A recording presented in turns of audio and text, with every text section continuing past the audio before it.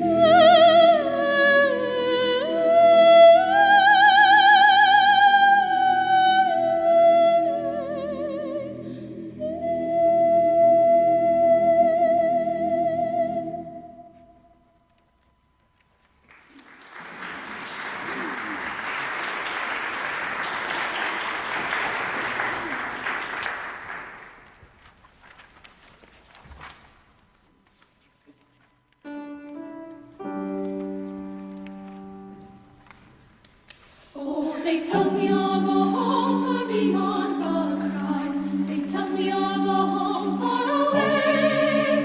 And they tell me of a home where the storm clouds rise. Oh, they tell me of an unclouded day. Oh, the land of cloudless day.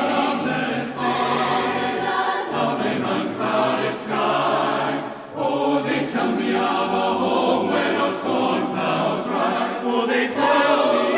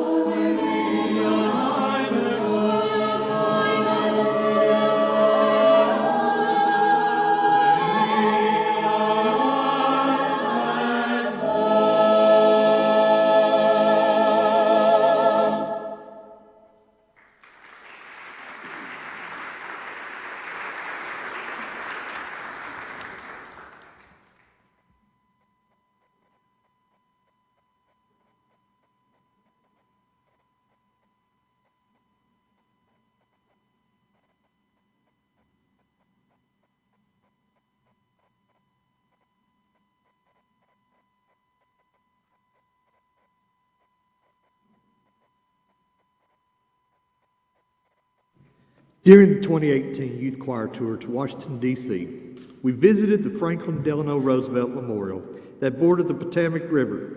I knew I was going to mess that one up. Potomac River.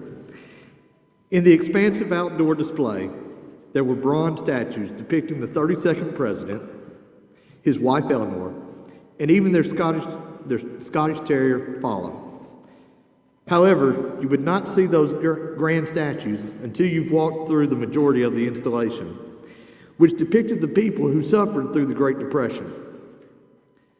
There were families living in huts, standing in bread lines for food rations, rundown houses, and many famous quotes from FDR himself. One quote that still remains prevalent is also included in your program. The test of our progress is not whether we add more to the abundance of those who have much. It is whether we provide enough for those who have too little. An avid supporter of relief for the needy, FDR championed two initiatives to help the less fortunate. The Second Bill of Rights and the Four Freedoms are goals that have yet to be met in our country. During Roosevelt's January 11, 1944 message to the Congress, while presenting the Second Bill of Rights, he opened with the following: "It is our duty now to begin to lay the plans and determine the strategy for the winning of a lasting peace and the establishment of an American standard of living higher than ever before known. We cannot be content, no matter how high the general standard of living may be, if some fraction of our people, whether it be 1/3 or 1/5 or 1/10, is ill-fed, ill-clothed, ill-housed, and insecure." The four freedoms proposed by FDR were fundamental rights that ought to be enjoyed by everyone living on earth. They are freedom of speech, freedom of worship, freedom from want, and freedom from fear. Freedom from want is more specifically explained in the Universal Declaration of Human Rights. Everyone has the right to a standard of living adequate for the health and well-being of himself and his family, including food, clothing, housing, and medical care and necessary social services, and the right to security in the event of unemployment, sickness, disability, widowhood, old age, or other lack of livelihood in circumstances beyond his control. Motherhood and childhood are entitled to special care and assistance. All children, whether born in or out of wedlock, should enjoy the same social protection. The fact that a president who served from 1933 through 1945 put forth ideas that can still be considered progressive today speaks to the direction we have taken, but it also points to the direction we still have to go.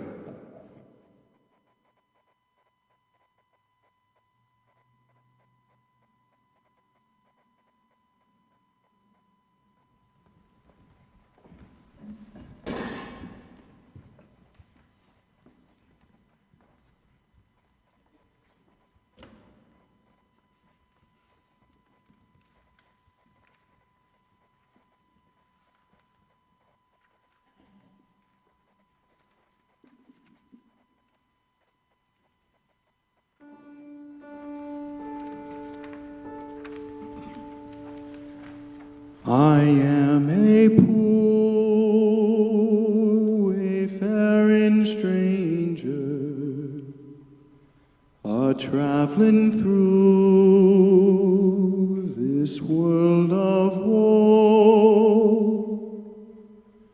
But there's no sickness, toil, or danger in that bright world to which I go. I'm going there to meet my Father. I'm going there no more to roam.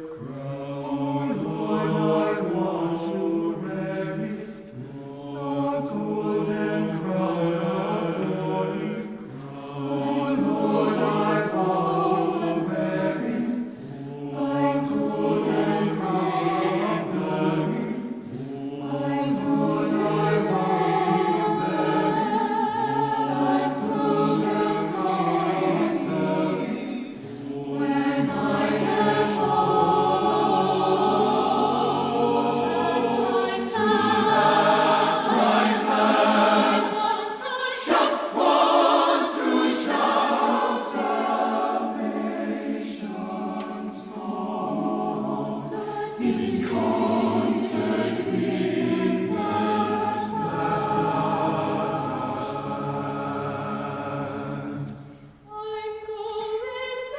I'm going there to meet my Savior, to sing His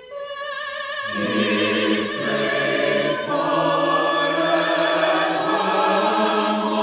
I'm going over Jordan. I'm going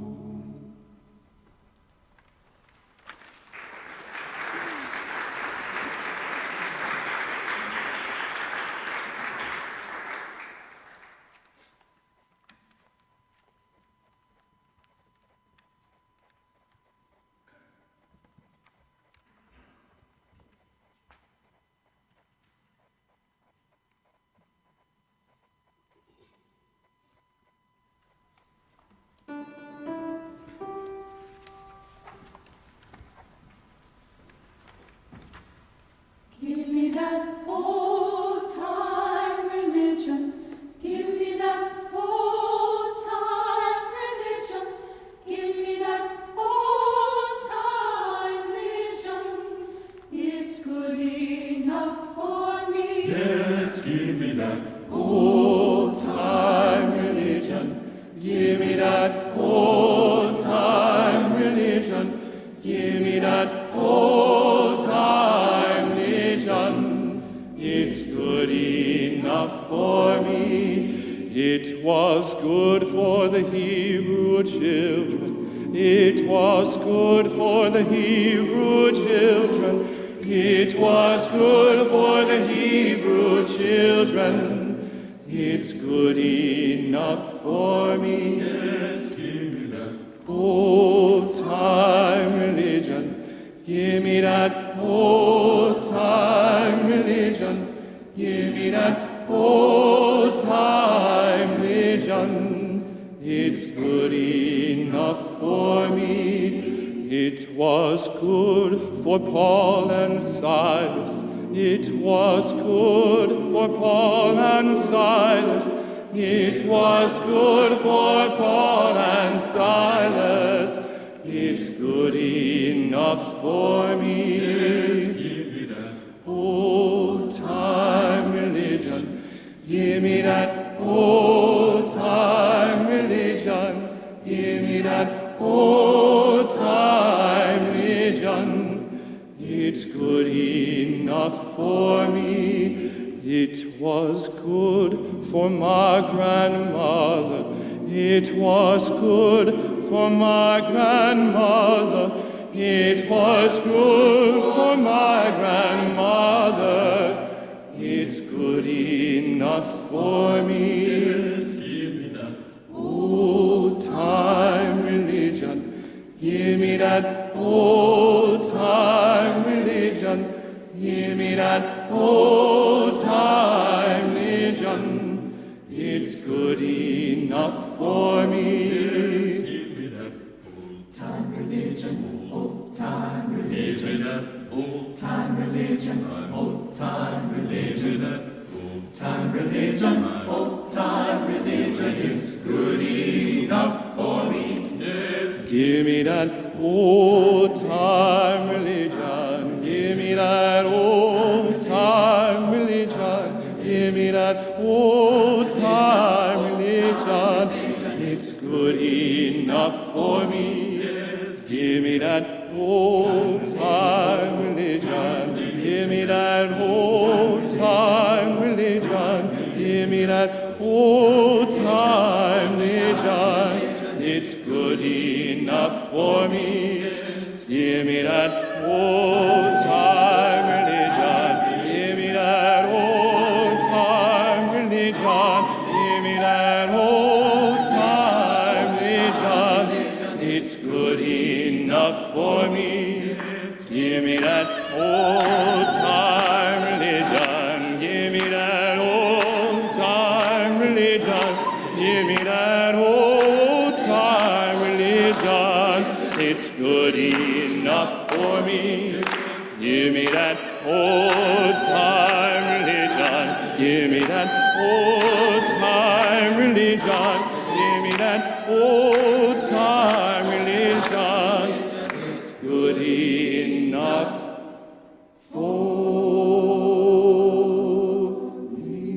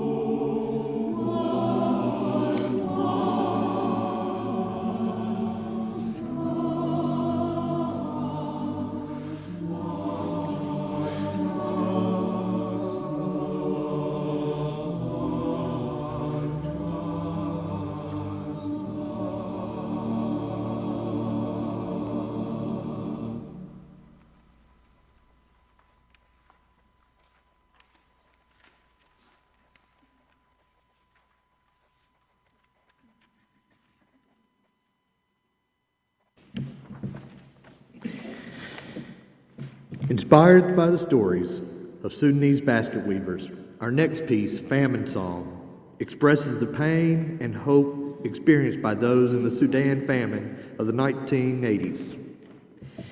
In the midst of hardship, a wonderful new sense of creativity emerged when women began weaving baskets as a means of survival.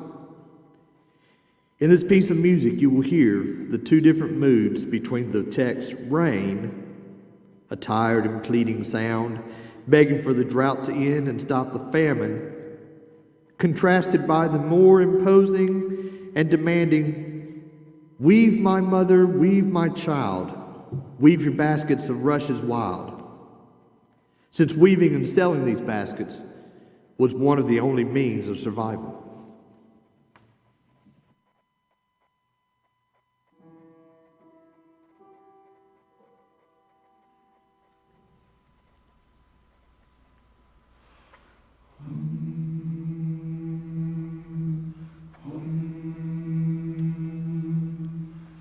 Peace, my spirit, peace, my soul. Please free my hands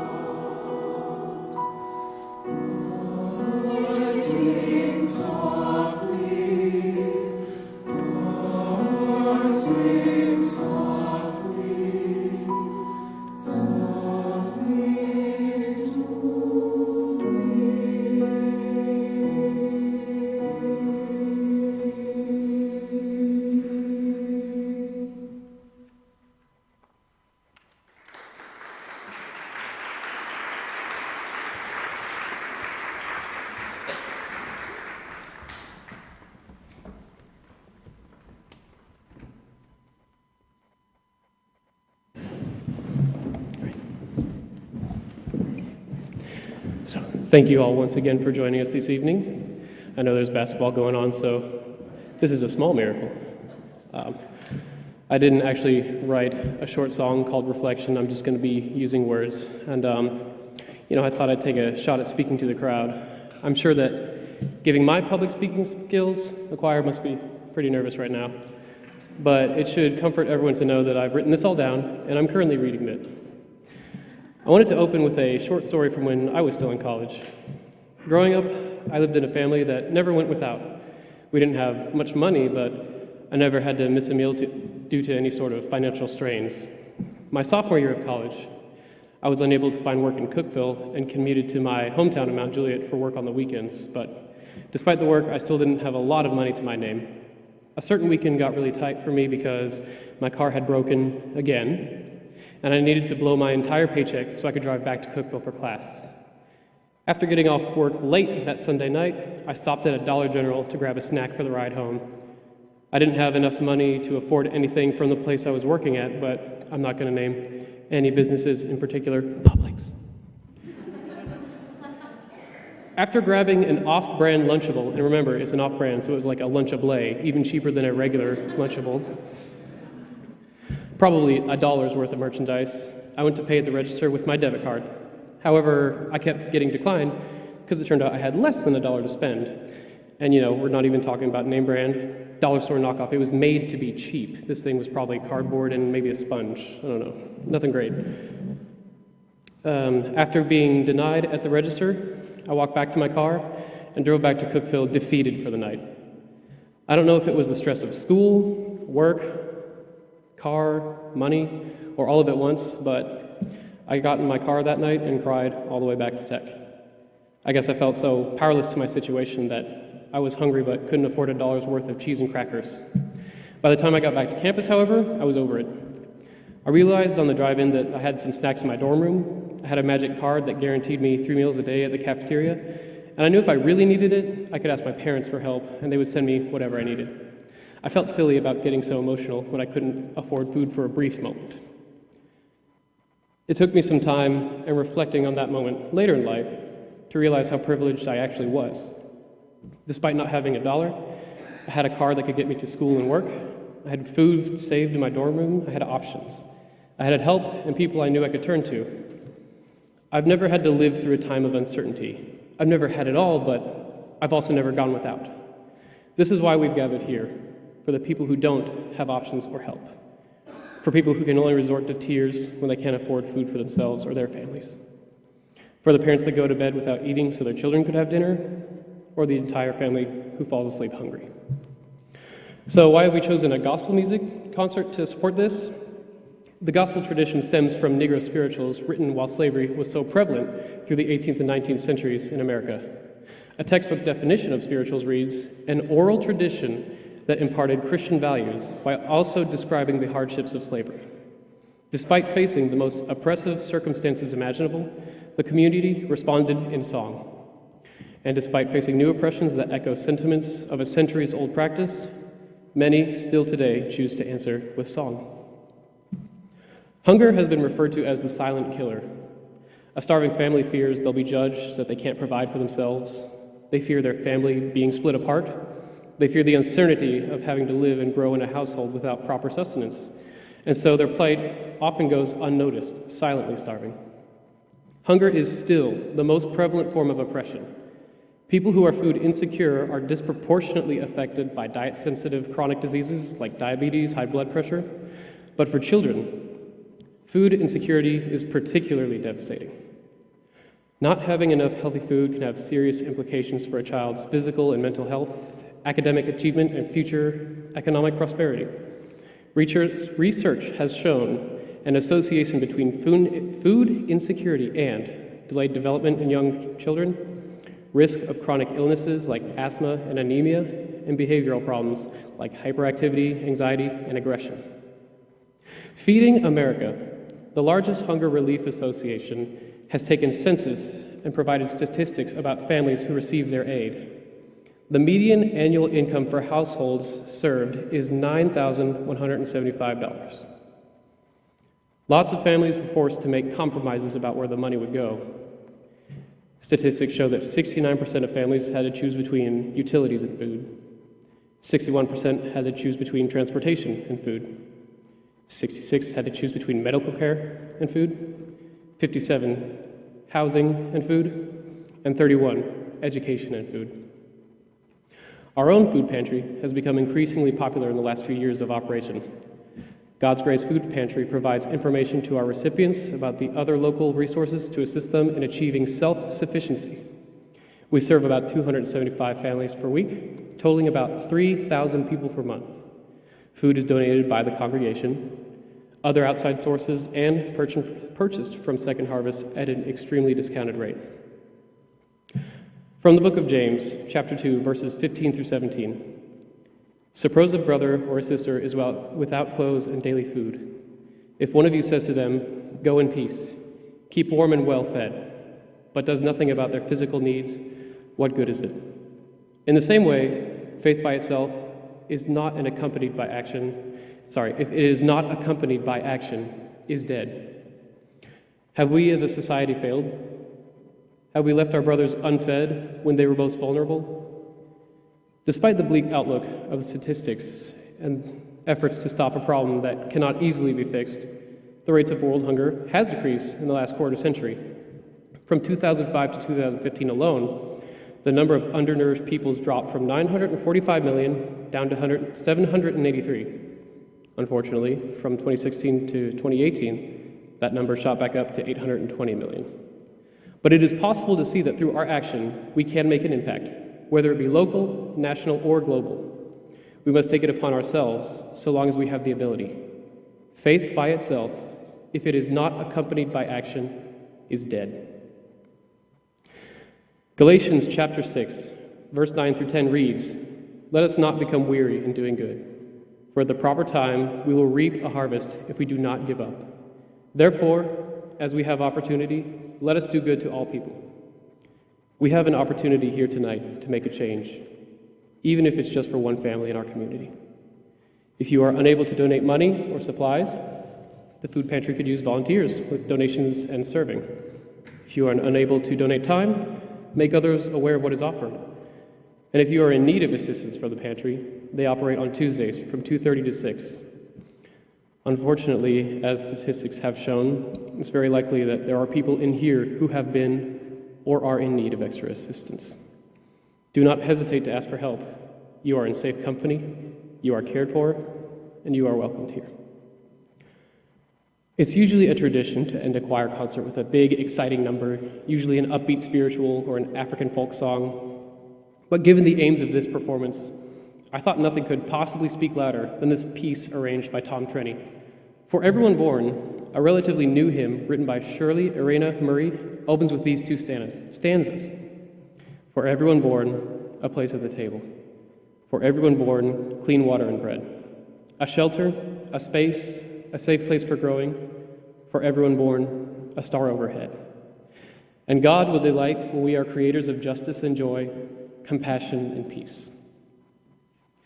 We may not mean an actual physical table, but we do mean that everyone has the same right to a decent living, whether they've made it for themselves or they've had some help when times were hard. This has to be the ultimate goal, a dream of the day we will no longer need food pantries, relief efforts, or service to those less fortunate, because no one should have to know what it means to go without. No child should have to wonder when their next meal will come. No family should have to decide between paying bills and eating for the week. And no community should have to suffer due to the decisions of a few or poor circumstance. Wherever your table is, be it a physical or metaphorical one, we hope that it is filled with enough food for you and your family. As we begin our final piece for the night, I'd like to dedicate it to every family who has gone without. Every parent who has worried about their child's next meal, where their child's next meal will come from. Every community that has found themselves in drought or famine without the means to leave that area. And every sophomore college student who had a rough week.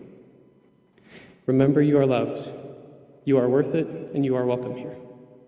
Thank you for joining us tonight.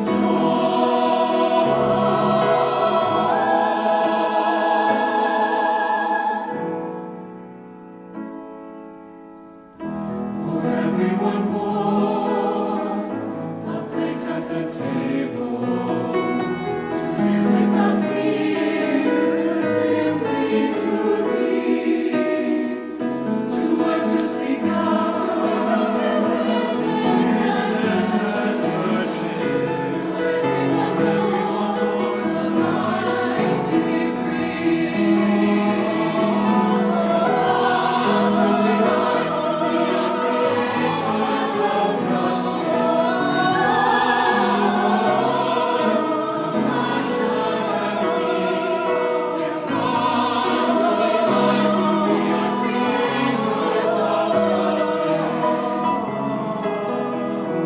Justice and joy, justice and joy, justice and justice and justice and justice and justice and